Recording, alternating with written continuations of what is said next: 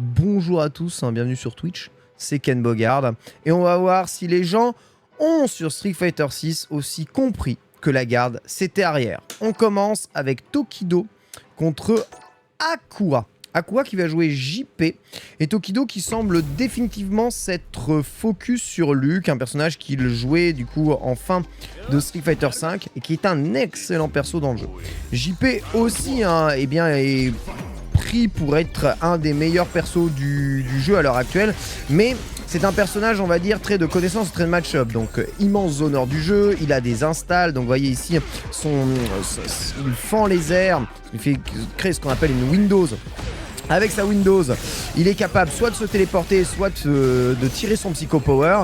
Vous avez vu, que ce soit les Stingers ou son projectile qui peut envoyer à la fois vers le bas, tout droit, vers le haut, ou alors mettre une choc spéciale à long terme de loin, le rend vraiment très très fort. Tu vois, le fait de pouvoir faire, de pouvoir récupérer ici avec un Select Beat sur combo en repoussant l'adversaire loin, c'est vraiment très fort. L'autre chose, c'est son Contrex qui a un peu une forme de pif dans le jeu, même s'il ne donne pas de coups directs. C'est un compte qui est actif directement, qui contre les coups normaux, les coups spéciaux et les chops. Le son du jeu est un peu fort, ok, je le baisse. Dites-moi. Et ça rend évidemment JP, lorsqu'il réussit à poser son jeu, vraiment très très chiant. Il a aussi un excellent bas gros point pour faire anti-air et des combos qui sont pas dégueux une fois qu'il ouvre la garde. Le truc c'est que son problème c'est que même s'il a ce pif de Contrex, une fois que ce dernier est un peu cramé, eh bien tu passes quand même des sales moments à subir les pressings adverses. Donc là on voit Akua, il est plutôt tranquille, tu vois, ça fait saut vertical pour éviter évidemment que ça balance les contres au milieu des liens. Bas petit point pour casser Drive Rush.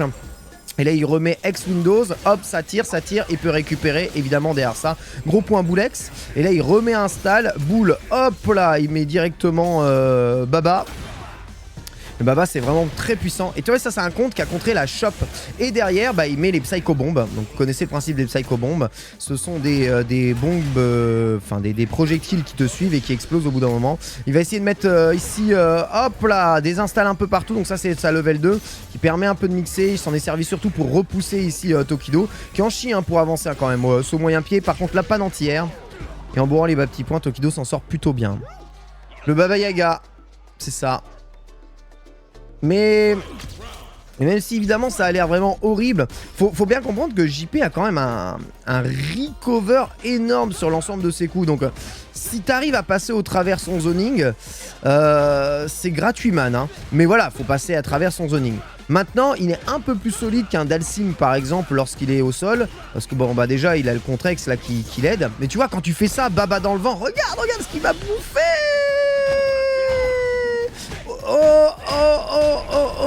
Rhum. Tu vois, tu bouffes au rhum, c'est normal. Bas moyen point Stanley Kick, il a essayé de linker ici Tokido. Il continue d'avancer avec le gros point extrêmement fort de Luke. Et la double touche. Très simple d'aller, on va dire, à mi-distance, de complètement annihiler le jeu de JP. Très très lent dans l'utilisation de ses normaux et de ses projectiles. Tu te fais très souvent fumer face à Baba, ouais, c'est ça. Ouais, au corps à corps. Mais après, lui, il a au moins un Contrex. Tu vois, il y a beaucoup de persos au corps à corps, ils ont rien du tout. DJ aussi, un excellent perso dans le jeu. Un gars, il avec des mix-ups, son dandy, etc. Rend le personnage vraiment extrêmement fort, jouable. Il faut savoir que les persos qui ont généralement des coups invincibles, des bons dégâts et en plus qui sur des normaux sont capables de t'envoyer au coin, c'est plutôt pas mal. Pour Camille, c'est un personnage qui, contrairement au Camille de base, a vraiment, je trouve, besoin d'être travaillé. Donc c'est un perso qui a besoin un peu de laboratoire pour pouvoir trouver sa pleine efficacité, pour avoir le maximum de dommages de combo par exemple. Ouais, très bon décalage arrière ici avec Machine Gun Hopper, vous voyez les dégâts que ça peut faire dessus. Puis Dry Rush moyen pied, et là il a vu en tout cas que c'était petit saut bas petit pied, donc il a mis Dragon au milieu de tout ça.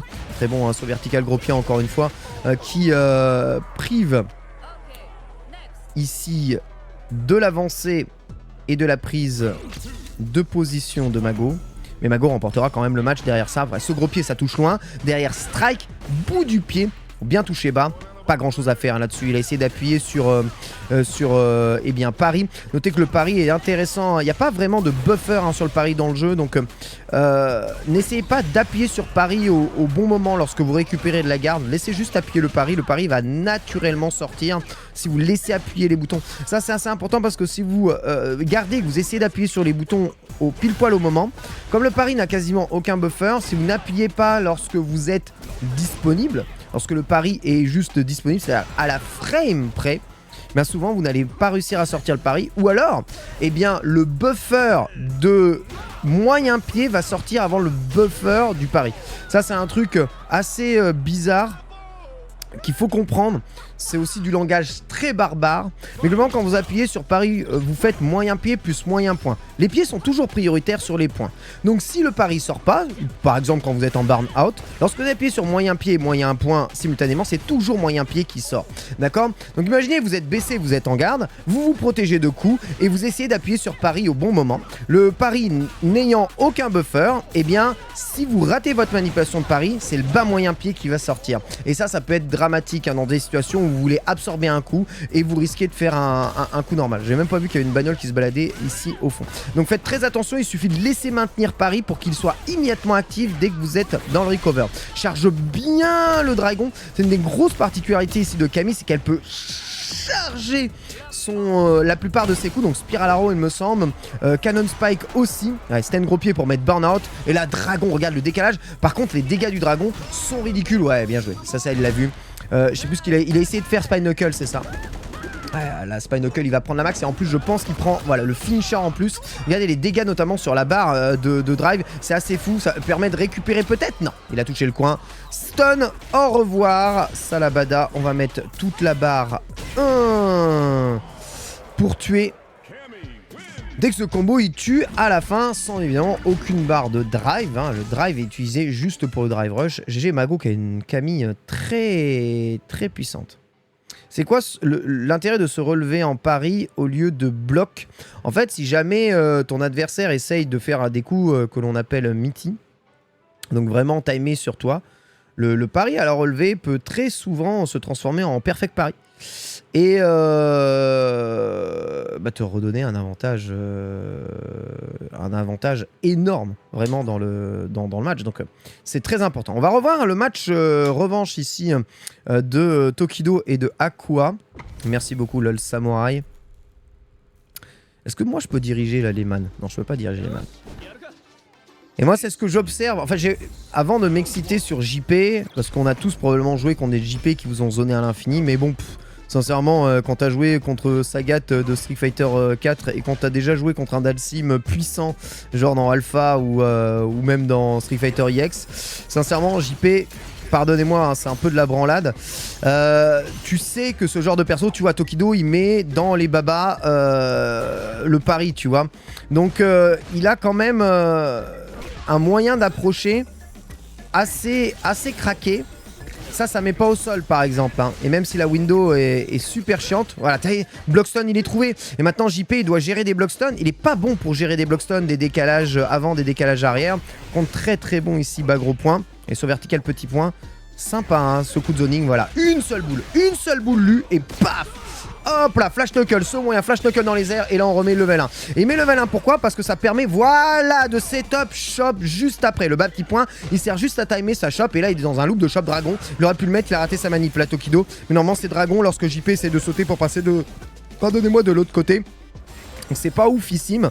En plus que je crois qu'ils ont déjà tous les setups pour casser. Ouais, par contre, ok, tu te fais toucher, tu dérouilles vraiment. Et tu dérouilles à mi-distance. Donc oui c'est fort, JP. Je dis pas que c'est pas fort. Je dis juste que je pense que contre des chotos du jeu qui savent utiliser le drive system, en fait, t'as trop à perdre en une lecture de jeu. C'est ça qui est vraiment très chiant. Là où Dalsim a plus d'arguments, je pense, pour récupérer, pour se téléporter, pour freezer l'écran. Allô? Allô? Oui, bonjour?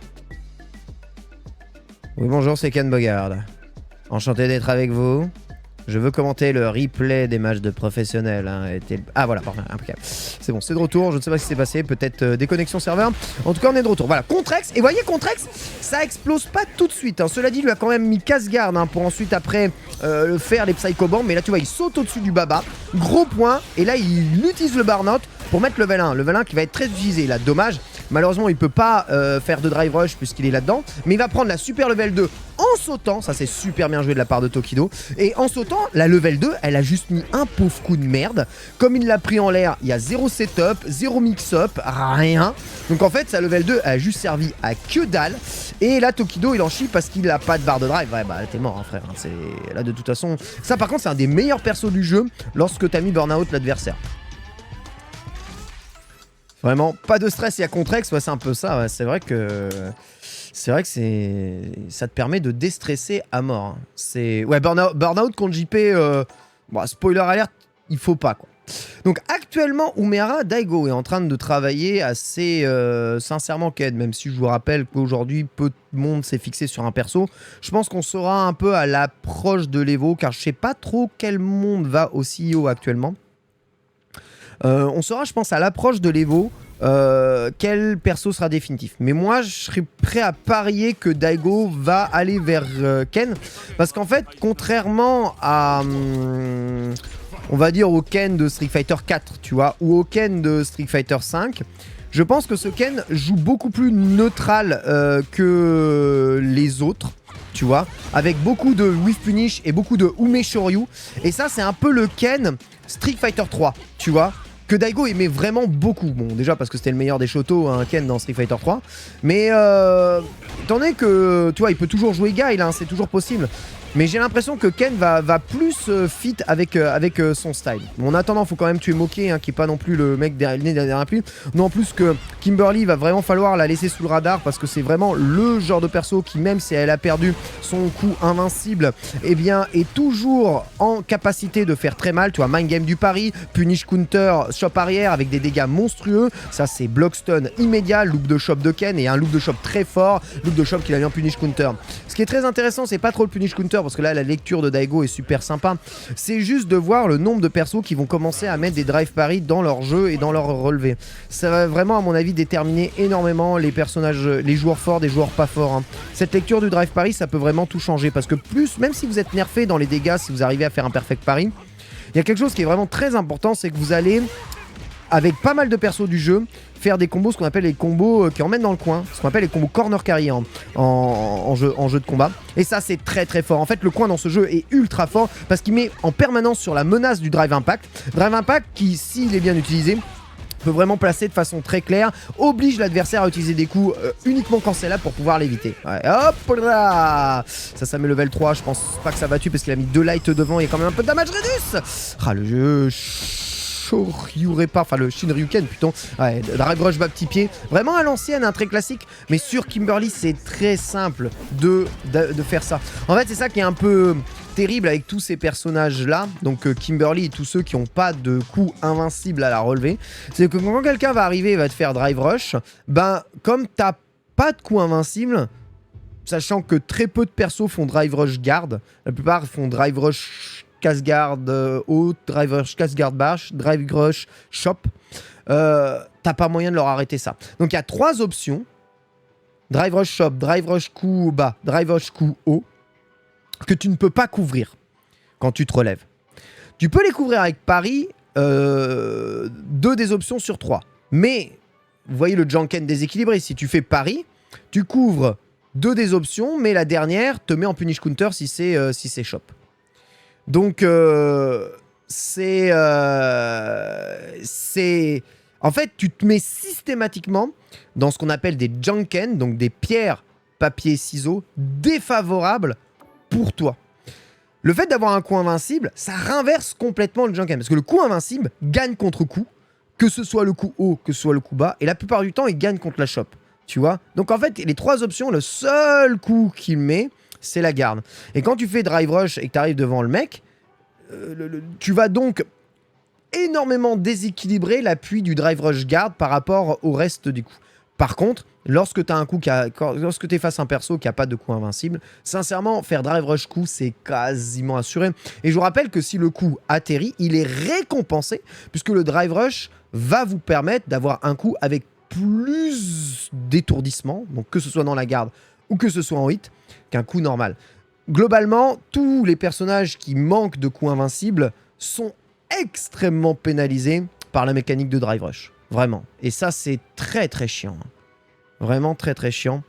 Parce que, évidemment, que quand tu connais ça, merci beaucoup à Wilzy, un membre du club, évidemment, mais en passant ton pif, qui claque le prime pour le boulot. Et je relance le replay après, hein, juste pour vous expliquer un peu, parce que c'est important. En fait, c'est vraiment assez relou parce que bon, souvent tu es obligé de piffer donc des levels 1 qui sont très très lentes. Mais surtout, bah, les joueurs vont donc travailler les combos, pas forcément pour deal avec des dégâts, mais pour deal avec des situations qui leur permettent d'être dans l'attaque en permanence. Parce que j'avais dans ce jeu, mieux vaut mettre 2 combos qui arrachent 30% de barre, ok, et qui te permettent de, enfin, qui te mettent combo coup sur coup, que de faire un combo qui arrache 40% de barre, donc plus que le premier combo, mais qui met l'adversaire très très loin. Après, bon, t'as toujours les élus divins de Mashle qui ont le droit au combo qui fait le plus mal, et derrière, ils ont l'avantage. Bon, ça, c'est ce que j'appelle les merdes. Mais globalement, vous voyez ce genre de choses qui peuvent être... parfois, il est super intéressant dans Street Fighter de ne pas faire les combos qui font le plus mal. Parce que, contrairement à des jeux où le neutral se fait très dans le bordel, le neutral de Street se fait extrêmement au sol et se base beaucoup sur les réflexes. Ok, donc déjà, il n'y a pas de rond-point là, du côté... oh, ça, c'est pas très safe, ça. Ah, ok, pas de rond-point, pas de chop spé. Ok, j'ai l'impression que Dogura, juste il commence le perso et que le replay, là, il va pas être d'une grande qualité. Très bien, première chop spé, impeccable, on charge un niveau de médaille. Bah, petit point, rond-point, parfait. Et là, il y a celle moyen point pour check. Ça, il moyen point drive rush, bah MP. Donc ça va être vraiment les stèles moyen point très fort avec Manon. Il va vite aller chercher. Punish counter, ça veut dire que tu punis la récupération d'un coup. C'est-à-dire qu'il n'était pas safe sur ce coup-là. Rond-point X dans la safitude la plus totale. C'est beau, hein, c'est beau les personnages comme ça qui ont tous les droits. Ouh, ce strike qui touche du bout du poing. Et là, tu vois, le bas petit point a touché un tout petit peu. Enfin, n'a pas touché parce qu'il a été utilisé un tout petit peu trop tôt. Derrière, la punition s'en fait s'ensuivre. C'est vraiment la double peine. Ouais. Quand tu perds contre Manon et qu'elle te tue avec une chose spéciale, c'est le pire setup possible. Donc là, Rumon, il a du mal à venir attaquer. On pourra avoir quelques matchs de Manon peut-être un peu plus précis après.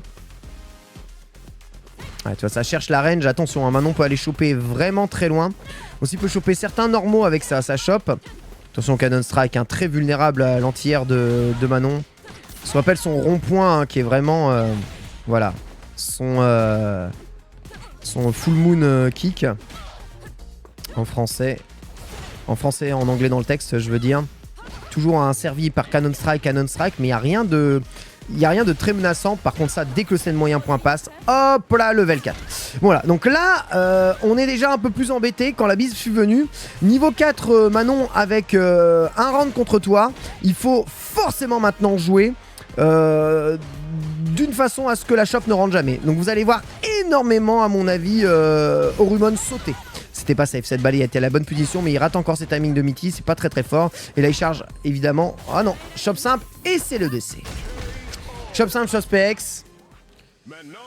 On n'était pas d'une grande qualité ce replay, mais en fait c'est pour vous voir un peu le changement de méta, vraiment arriver à 4 niveaux de chop spé. Je dirais qu'il est quasiment toujours plus rentable face à Manon de sauter. Donc évidemment si cette dernière le sait, elle va mettre Dragon et pas mixer avec chop spé, mais quand même c'est intéressant de se dire que un peu comme dans Street Fighter 2, comme dans Street Fighter 4, comme dans Street Fighter Alpha 3, lorsqu'il y a quelque chose qui est présent, le match-up change. Tu vois ce que je veux dire? Tu vas pas appliquer le match-up pareil, parce que t'as pas la même notion du risk and reward. Tu vois ce que je veux dire? Donc, C'est rond-point X le seul spécial save, d'accord, donc ça s'est amusé. Blanka aussi, excellent perso, donc là vous avez Vanao, alors il me semble que c'est le joueur de Ryu de Surstrike, qui joue contre Mago, qui lui joue Camille. Blanka, pourquoi est-ce que je dis que c'est très intéressant comme perso? Parce qu'en fait, il s'avère que le personnage a énormément d'options et peut faire vraiment très mal et beaucoup de stun. Vous voyez, il a relevé en pari ici rapidement, notamment avec la air rolling, la rolling stop, mais c'est exactement ce que j'avais prévu. La Mago me le montre direct. C'est un peu chiant ces freeze alors que c'est un replay téléchargé, je vous rappelle. J'espère que c'est pas parce que vous m'avez fait mettre le shader à la con là, parce qu'à chaque fois je suis un peu embêté. En fait ça va permettre de développer mon propos. Bien sûr la rolling gros point de Blanka, elle met énormément de stun sur la barre de drive, elle est extrêmement safe. T'essayes de perfect parry, c'est d'une difficulté sans nom parce que la hitbox touche très très près. T'essayes de drive impact, le drive impact whiff tout le temps, mais regardez ce qui se passe. C'est le problème du online, d'accord. Regardez ce qui se passe lorsque un joueur un peu éveillé à des réflexes de street joue contre un Blanka. Les rolling stops sont dragonnés tout le temps. Les rolling qui doivent toucher sont systématiquement cassés par le coup anti-rolling. Parce qu'il y a un coup anti-rolling pour tous les persos de ce jeu-là. Voilà, regarde. Rolling X Whiff, bas moyen pied. Bah ouais, franchement, c'est pas si rapide que ça. Hein. Et Mago, il les a quasiment tous. Donc là, il a pas cette rolling stop shop. Mais maintenant il a du mal à venir toucher. Il essaye de mettre la super cannonball. Hop là, ball. Gros point cannonball. Ensuite il attend au-dessus pour remettre gros point et remixer.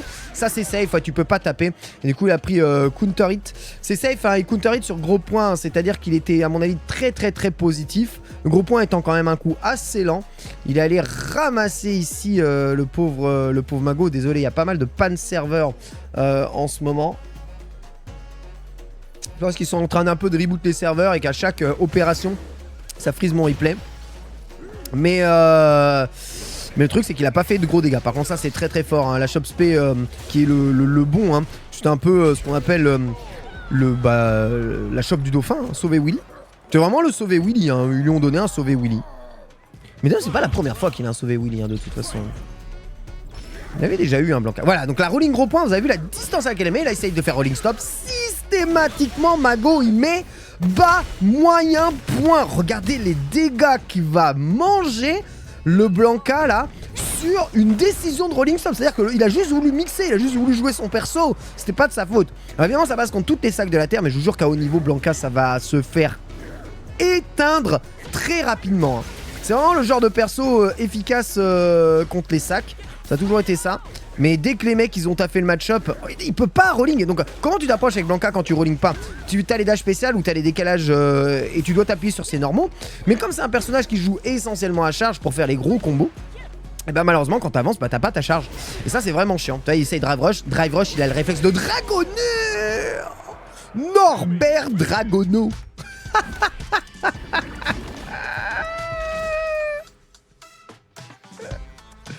Norbert Dragono. Incroyable. Punaise fieux. Bah ouais, bah moi ça m'étonne pas. En vrai ça m'étonne pas. J'ai essayé un peu en training et même moi, qui suis vraiment nul, tu vois, en m'entraînant un peu, je les vois et j'arrive à les dragonner. Et c'est pareil pour le Condor Spire de Lily, hein. Pareil. J'arrive à les dragonner pareil. Donc bon... C'est le dieu de la 2D en même temps, ouais. C'est vrai qu'on lui fait pas. Mago de retour face à Kosei. Aujourd'hui une des meilleures... jury japonaises. Vous avez le tuto jury, hein, d'ailleurs. Enfin, le guide jury, hein, que je vous ai posté. Beaucoup de... Vous entendrez souvent dire que Jury est un personnage facile à jouer. C'est vrai que dans ses plans de jeu, Jury n'est pas spécialement très compliqué à jouer. Par contre, je trouve que la diversité de ses coups spéciaux et le fait qu'il y ait quand même besoin d'install et d'Efuajin pour pouvoir setup certains de ses combos dans certaines conditions, rend le personnage, d'un point de vue de sa gestion et de l'utilisation de ses normaux, pas si simple que ça. En fait, c'est un personnage qui n'est pas dans ses manipulations, ni même dans ses combos très compliqués, hein, d'ailleurs. Hein, Jury, sauf si vous essayez les combos Feng Shui Engine. Et encore, même les combos Feng Shui Engine sont pas si compliqués que ça. Ouais, bien joué. Drive Impact dans Drive Impact. Il y a Kosei qui l'a, il va faire chop arrière. Vous avez vu la puissance de la chop arrière drive rush? Regardez ça, regardez ça. Et là, hop, ça c'est en miti, donc ça veut dire que ça tape au moment où l'adversaire se relève. Et c'est gratos, hein, parce qu'il a la garde au milieu. Bien sûr que Mago va piffer, évidemment qu'il va piffer. Il a même piffé X, donc comme il piffe X et qu'il a pas piffé super, bah, il se retrouve overdrive, enfin sans barre de drive. Il trouve burnout. Et ouais, et voilà. Les deux qui se détestent hein, littéralement, même si c'est littéralement les mêmes histoires. Hein. Jury et Camille, elles ont les mêmes histoires. Hein. C'est des meufs qui se sont fait torturer et modifier par des divisions scientifiques de Shadowloo. Mais bon, c'est pas grave, elles s'aiment pas quand même. C'est normal, de toute façon, Jury aime personne. Hop là! Pareil, elles sont orphelines toutes les deux. Hop là! Petite level 3, merci. Ah, qu'est-ce qu'il est bien fait le jeu quand même. Ah, la barre que ça fait ça. Et gros point. On mixe bien avec les Sten MP. Et là, ouais, il burn out trop tôt, hein, Mago. Je pense qu'il va se faire poutrer ou alors il a le comeback de la vie. Mais là, regardez les dégâts que tu prends de grattage.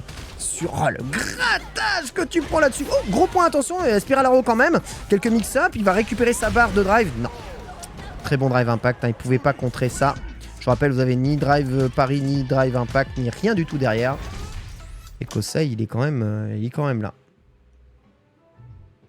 Ouais, même lore, à peu près même lore. Bon, il y en a une qui s'est échappée en Indé et l'autre qui a été récupérée par des forces spéciales anglaises qui s'appellent les Delta Red Force, mais globalement c'est ça. Si on allait voir un peu de Mr. Crimson avec Mago, l'un des joueurs les plus regardés en ligne, contre Keeper MG, le joueur espagnol Sbarty.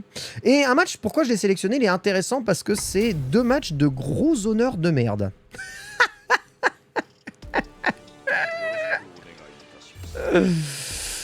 C'est terrible, hein. C'est vraiment terrible. Mais, bizarrement, dans ce match-là, sans aucune difficulté pour moi, Dhalsim a l'avantage. Je pense que Dhalsim n'a aucun mal à se sortir de ce match-up. Parce qu'il y en a un qui TP rapide, et l'autre qui a besoin d'install pour se TP. Donc partant de là, je pense que ça va vite être réglé. Mais bon, c'est... on verra en tout cas. Ouais, ça c'est ce Mitty là, il est pas mal. Bas petit point, ok.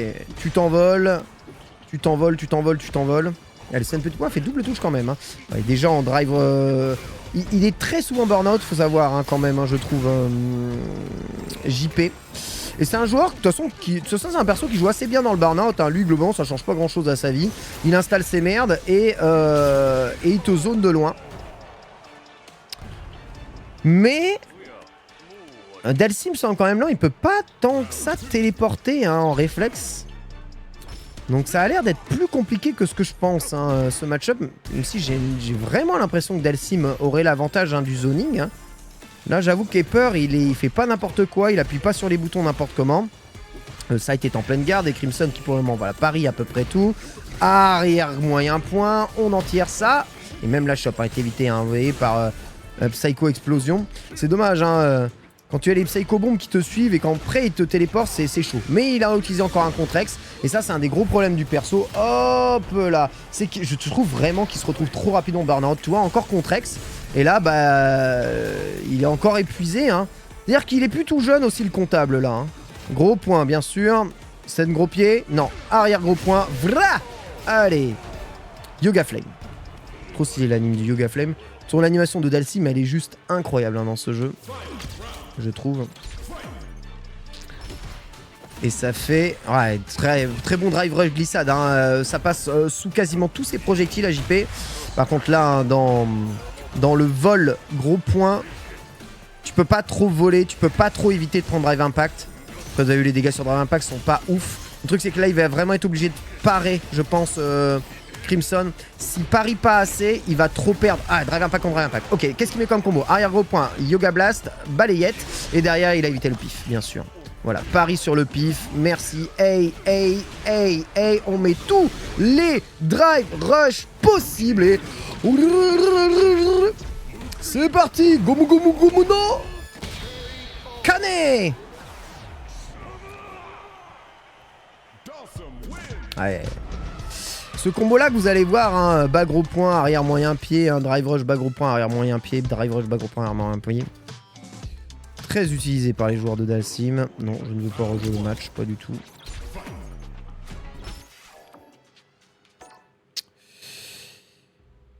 Un peu normal en même temps. Paie les dégâts. Et j'avais un petit match amical ici.